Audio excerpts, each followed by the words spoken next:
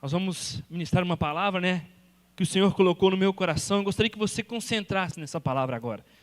Vai ser rápida, dinâmica, mas eu gostaria que você prestasse atenção, porque é algo que o Senhor tem falado ao meu coração e eu tenho certeza que Ele quer falar ao coração da igreja nessa manhã, em nome de Jesus. Amém? João capítulo 2, a partir do versículo 18, diz assim, olha, 1 João, irmãos, eu falei 1 João? 1 João, capítulo 2, a partir do versículo 18, diz assim, olha, meus filhinhos, o fim está perto. Vocês ouviram dizer que o inimigo de Cristo vem, pois agora muitos inimigos de Cristo já têm aparecido, e por isso sabemos que o fim está chegando.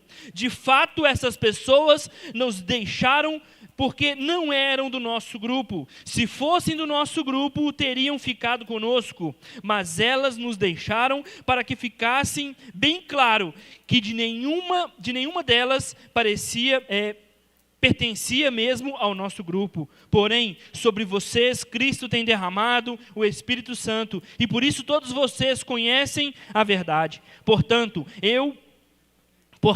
eu escrevo a vocês, mas não porque não conhecem a verdade, pelo contrário, é porque porque conhecem e sabem que nunca a mentira vem da verdade. Então, quem é mentiroso? É aquele que diz que Jesus não é o Messias. Quem diz isso é o inimigo de Cristo, que ele rejeita tanto ao Pai como o Filho. Pois quem rejeita o Filho, rejeita também o Pai. Quem aceita o Filho, também aceita o Pai. Por isso, guardem no coração a mensagem que ouviram desde o começo. Se aquilo que ouviram desde o começo ficar no coração de vocês, então vocês serão unidos sempre com o Filho e com o Pai. E o próprio Cristo prometeu dar a todos nós, foi isto, a vida eterna. Eu estou acrescentando isto a vocês, a respeito dos que estão tentando enganá-los, mas sobre vocês, Cristo tem derramado o seu Espírito. Enquanto o seu Espírito estiver em vocês, não é preciso que ninguém os ensine, pois o Espírito ensina a respeito de tudo, o que os ensinamentos não são falsos, mas a verdadeiro. Portanto, obedeçam aos seus ensinamentos do Espírito e continuem unidos com Cristo. Senhor, muito obrigado pela tua palavra, Jesus. Eu peço ao Senhor que ela continue falando ao coração da tua igreja. Tenha liberdade, continue à vontade neste lugar, em nome de Jesus. Amém. Amém, meus irmãos? Meus queridos, esse texto ele fala umas verdades muito fáceis, assim, muito rápidas. E a primeira ele diz assim, olha, no versículo 18, o fim está chegando. Quem crê diz amém. O amém foi fraco, viu, irmãos? Depois você repensa. O fim está chegando. Já começou a melhorar. Irmãos, o fim está chegando. Aí, agora ficou mais ou menos. Depois nós corrigimos. Mas o interessante, meus queridos, é que nós podemos ver os sinais. Nós podemos perceber o que está acontecendo. Grandes coisas, grandes revoluções. Pastor, isso acontece há milhões de anos, sim. Mas nos nossos dias, essas coisas têm intensificado. A palavra diz assim que o amor de muitos se esfriaria, e nós pensamos que as pessoas vão ter ódio, as pessoas vão ficar com rancor. Não, negativo. O amor de muitos se esfria em relação a Deus. Sabe por quê, irmãos? Porque o amor da humanidade, um para com o outro, já acabou, foi muito tempo. A família, a igreja, nós ainda trabalhamos e incentivamos e trabalhamos para que a família, para que nós tenhamos o amor um com os outros, mas a humanidade, o consumismo, tudo que nós vivemos hoje, ele acaba com esse amor ao próximo. Eu consigo ver mais o meu umbigo, mais o que eu quero do que o outro quer. Ou seja, isso já virou lenda há muito tempo na história da humanidade. Quando eu vejo dois irmãos no início da história bíblica, um matando o outro por questões irrelevantes, eu percebo que o amor já se esfriava um pelo outro. Irmãos, mas nos nossos dias, nós temos visto o amor a Deus se acabar de tal maneira, como se nunca viu antes na face da história. Em períodos onde a igreja foi predominantemente cruel com as pessoas, com a humanidade, não se viu o esfriamento do amor das pessoas em relação a Deus. Mas no período onde a igreja tem uma liberdade, onde a igreja tem uma condição maior, se viu o esfriamento do amor das pessoas para com Deus. Amém? Se nós vemos guerra, se nós vemos destruição, se nós vemos fome, vemos miséria, vemos o roubo, vemos tudo isso, é porque o amor das pessoas por Deus tem se acabado.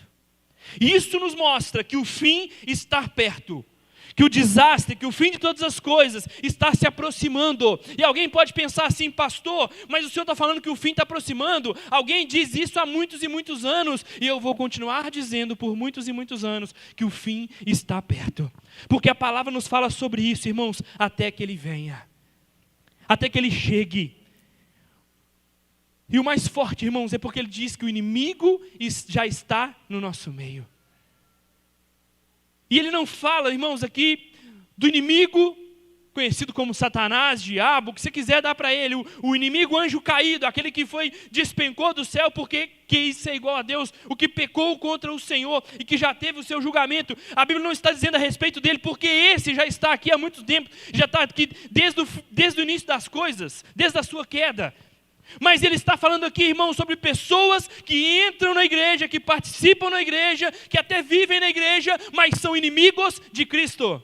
E por isso entendemos que o fim está chegando, porque existem essas pessoas hoje no meio das comunidades. Pastor, como assim, pastor? Isso é anticristo? Não, irmãos. São pessoas que talvez caminham, que andam, mas que não concordam, que acham ruim de tudo, que são rebeldes, que trabalham contra, que falam mal, que somam pelas costas, que tem tudo isso. Essas são o anticristo, amém? Amém, irmãos? Ficou todo mundo em silêncio, porque a gente fica pensando um anticristo, um cargo político, alguém que está grande. Irmãos, e a Bíblia nos dá base para isso, mas aqui, João não está falando sobre ele está falando sobre alguém que nasceu dentro da igreja, que está dentro da igreja, mas que não pertence à igreja. E eu não estou falando esta comunidade formada por estas paredes, Batista, Vereda, Ribeiro de Abreu e Conjunto Ribeiro de Abreu e outras denominações. Eu estou falando da igreja como noiva de Cristo. No meio da noiva de Cristo, pessoas que se dizem noiva de Cristo, mas que não são desse grupo. Porque negam a verdade, negam o poder de Deus, negam a unção de Deus, quando entendem que a sua vontade é soberana sobre a vontade de Deus. Entendem que aquilo que Ele quer é muito maior do que a vontade de Deus. Entendem que o que eu penso, o que eu acho, ou o que eu fui ensinado é muito maior do que a vontade de Deus. E eu quero dizer para você que a vontade de Deus ela é boa, perfeita e agradável, e é imutável. Você pode pensar o que você quiser, mas o poder de Deus ele é único, ele é real, amém? Pastor, mas eu fui ensinado assim, eu cresci dessa forma. Você pode ter crescido aonde você quiser. Mas o Senhor é dono do universo. Ele não é dono desse planeta, não, Ele é dono do universo. Ele é o rei de todas as coisas. E antes que você existisse, quando você estava lá na barriga da sua mãe, que você não tinha nem nome, Ele já te chamava pelo nome. E já te conhecia, já te chamava. Olha, vem cá.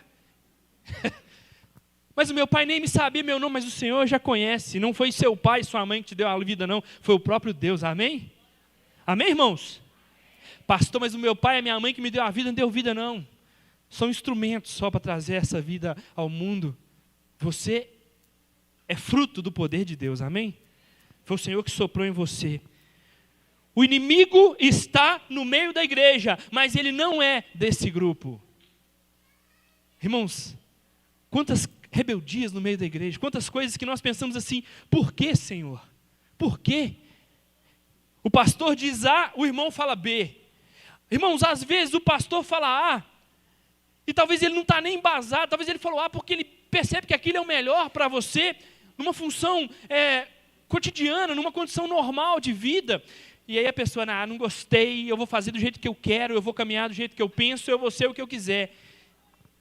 Ele esquece, irmãos, que tem alguém zelando por ele, tem alguém cuidando dele, alguém que está olhando para ele com os olhos de amor, com os olhos de pai, alguém que está olhando para ele com os olhos espirituais, não simplesmente com os olhos carnais, alguém que cuida. Sabe, irmãos, quando eu deixo com essas crianças, que para mim são crianças, adolescentes, eu olho com eles como um bebezinho, mesmo o irmão Edson, eu olho para ele como se fosse um bebezinho. Ele é bebezinho, né, irmão? Está nascendo cabelo agora. Sabe, irmãos, eu olho para eles e eu penso assim, Senhor, eu tenho responsabilidade com essa vida. É um filho na fé, é alguém que eu tenho que caminhar, é alguém que eu tenho que orar por ele, é alguém que eu tenho que andar com ele. Eu tenho responsabilidade, e essa responsabilidade me leva, irmãos, a orientar dentro da palavra. Aí eu oriento a pessoa a falar, eu faço o que eu quiser. Então segue o que você quiser, mas a palavra está dizendo que você está anunciando que o fim está perto, porque você é anticristo. Pastor, eu sou anticristo. Todas as vezes que você é rebelde, você se torna um anticristo. Amém? Vai, não ouvi nenhum amém. Nem uns enganados falam amém agora, irmãos. Porque tem uns que falam amém enganado, né? Você fala, irmãos, o irmão estava passando mal, com dor de barriga, quase morreu. O pastor, irmão, amém. Eu falo, amém não, irmãos. Misericórdia. Estar no meio da igreja não significa que você é igreja. Participar no culto, no louvor aqui na frente, não significa que você é igreja. Agora, ser igreja, isso sim é real, amém? Envolver, abraçar, viver a unidade. Ser uma unidade, irmãos, um corpo que anda em conjunto.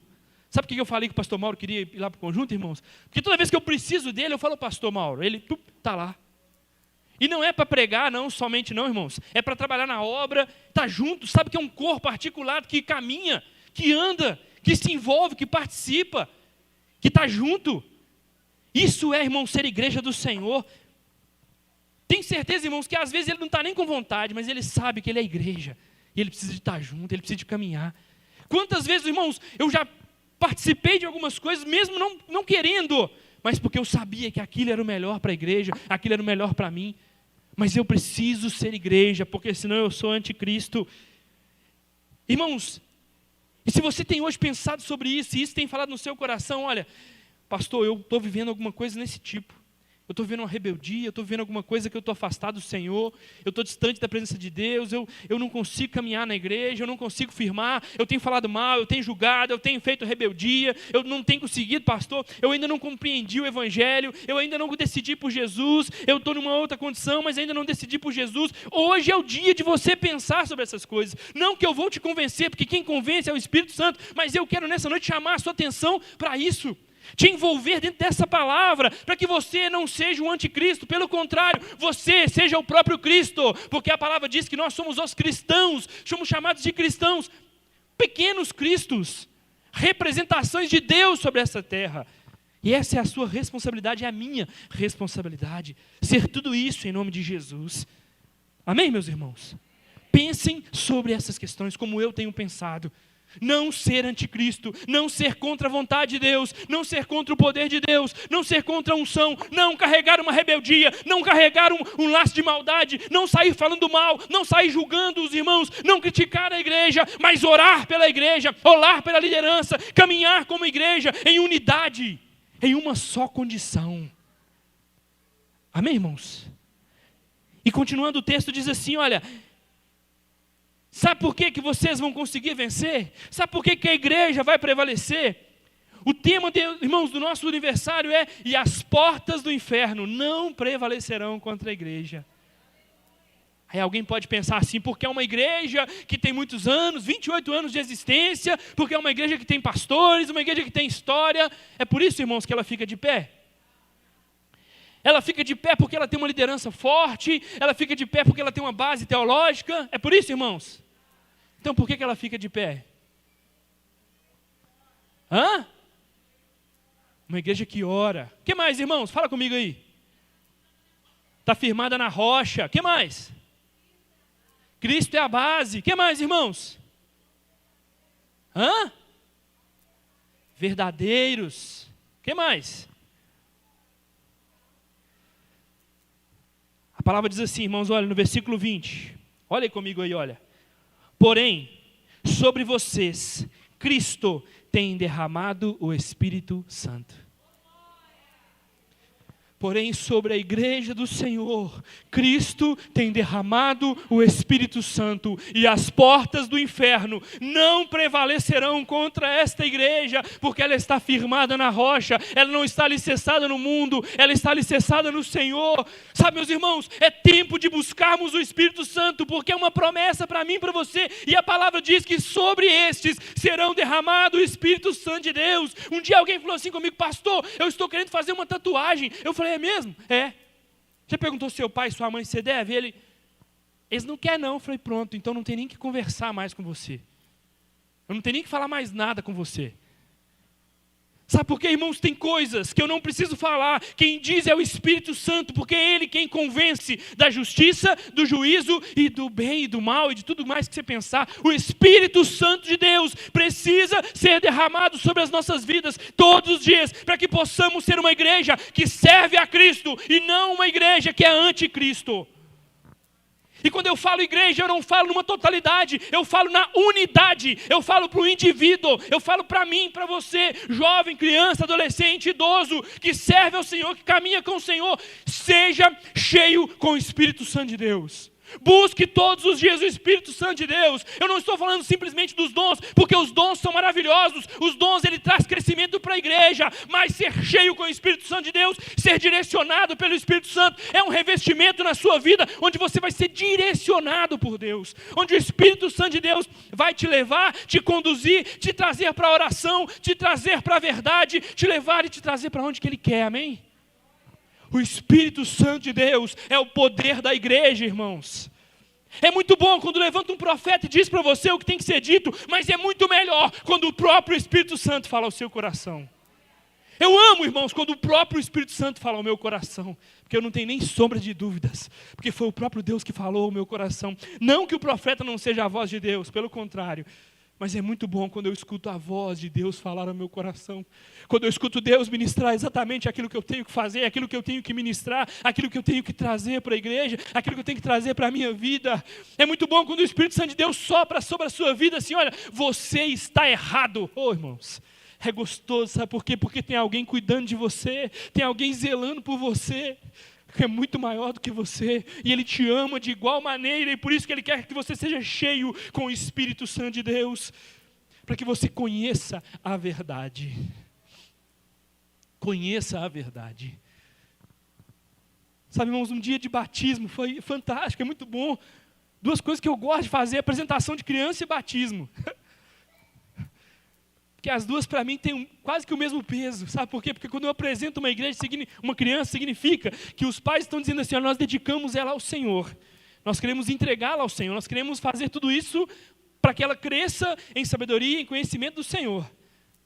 E quando eu batizo uma pessoa, ela está dizendo: olha, eu estou morrendo para o mundo e está vivendo para Deus. Isso é muito gostoso, irmãos, isso é muito fantástico. Mas se não for o Espírito Santo na igreja, se não for o poder de Deus, se não for o convencimento do Espírito Santo, não tem batismo. Amém, irmãos? Não tem batismo. Sabe por quê? Porque nem os adolescentes da igreja vão querer ficar na igreja e vão embora. Novo convertido, irmãos, nem vai ter. Sabe por quê? Porque não tem a unção, não tem a ação do Espírito Santo sobre a igreja. Porque quem convence não sou eu, não é o pastor Carlos, não é o pastor Mauro, não é o pastor Jaime, não é a pastora Deise, não é nós. Quem convence é o Espírito Santo de Deus. Quem convence é o Espírito Santo de Deus. Quem nos corrige, quem nos dirige, quem nos dá unção, é o Espírito Santo de Deus. Versículo 24, diz assim, olha: por isso, guardem no coração a mensagem que ouviram desde o começo. Guardem no seu coração a mensagem que ouviram desde o começo. Irmãos, está falando aqui sobre a sua base, os seus fundamentos, a sua estrutura. Talvez você teve uma base, uma estrutura que não foi boa. Foi de qualquer maneira, foi instruído de qualquer jeito. Ah, pastor, eu fui levado ali, sabe, meu pai me ensinou assim. Mas quais são as palavras que você tem ouvido hoje que tem vida eterna para você? Jesus pergunta para os discípulos e para as pessoas que estavam ao redor: vocês não vão embora não? Eles falam: não, nós não vamos embora, porque para onde nós iremos se só você, Jesus, tem palavras de vida eterna? Pastor, mas eu já estou em uma religião e eu estou caminhando nela, e eu penso que ela é legal e eu gosto. Analise o homem a si mesmo. Não estou querendo desviar você de sua religião, pelo contrário, eu estou querendo que você entenda a verdade, que para mim é única e verdadeira e real. Pastor, você está me criticando? Não, pelo contrário, te fazendo pensar como eu penso. Irmãos, reflitam a respeito disso, pois isso, guardem no coração a mensagem que ouviram. Guardem na sua mente, reflita a respeito daquilo que você crê, naquilo que você pensa. Eu estava no seminário um dia e tinha um trabalho para entregar, que era apresentar uma doutrina. E eu peguei o hinduísmo para apresentar. Você lembra disso, Cleide? E aí o professor convidou algumas pessoas para participar nesse dia da classe. Irmãos, eu peguei o hinduísmo, era sozinho, não lembro se tinha mais pessoas, se era em dupla, não lembro. Faz tanto tempo que eu nem lembro. Mas esse dia eu convenci uma pessoa que estava ali assistindo a aula que o hinduísmo era verdadeiro. Ela respondeu para mim, dentro do hinduísmo, porque ela ficou sem norte. Sabe por quê, irmãos? Porque às vezes nós somos comissionados, somos levados. Eu fui levando ela ao entendimento que aquilo era verdade. E às vezes nós somos conduzidos por um entendimento que aquilo é verdade, que aquela é a verdade absoluta. Mas quem convence o homem não é essa palavra que eu digo, não é os livros, não é as teorias, não é a teologia. O que convence o homem é o Espírito Santo de Deus.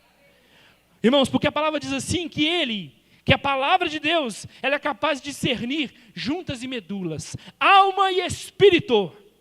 A teologia, a psicologia briga a vida toda, assim, tentando explicar alma e espírito, e a palavra diz que só ela consegue dividir. Então quem sou eu para ficar brigando com isso? Ela consegue dividir entre a alma e o espírito. O poder de Deus, irmãos, precisa ser real nas nossas vidas, para que nós possamos ser igreja do Senhor Jesus, e não anticristo. Amém, meus irmãos? Feche seus olhos, eu quero orar por você nesse momento. Eu quero ministrar sobre a sua vida agora, em nome de Jesus. Sabe, meus queridos, e as portas do inferno não prevalecerão contra a igreja. E as portas do inferno não vão ficar de pé contra a igreja quando ela estiver cheia com o Espírito Santo de Deus.